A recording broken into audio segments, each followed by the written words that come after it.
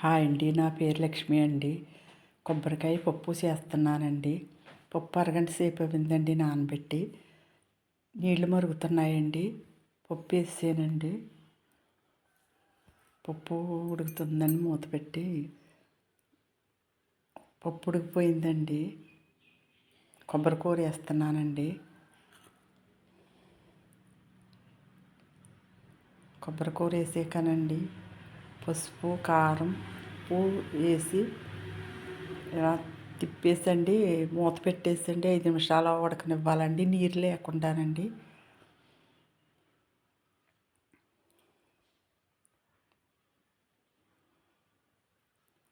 నేను వాయిస్ ఈ వీడియోలో మాట్లాడలేకపోతున్నానండి. సారీ అండి, ఏమనుకోకండి.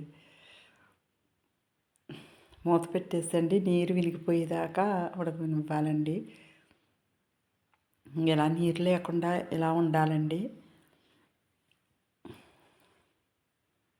అలా ఉన్నాకండి తాళం పెట్టుకోవాలండి. నూనె కాగిందండి, ఎల్లుల్లిపాయలు వేస్తున్నానండి. దోరగా వేగాకనండి ఆవాలండి, జీలకర్ర, కరివేపాకు, ఎండుమిరపకాయలు వేయాలండి.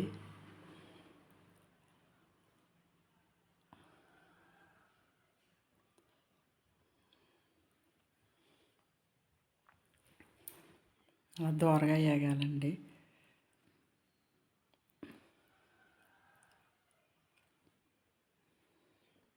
ఆవాలు వేస్తున్నానండి.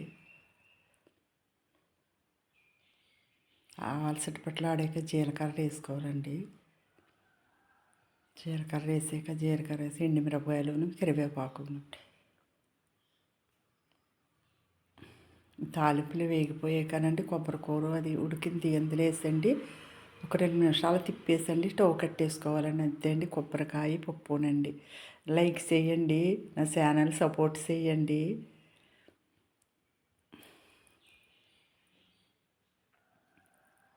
మరీ లైక్ చేయండి, సపోర్ట్ చేయండి, సబ్స్క్రైబ్ చేయండి. నేను వాయిస్ మాట్లాడలేకపోతున్నానండి. వాయిస్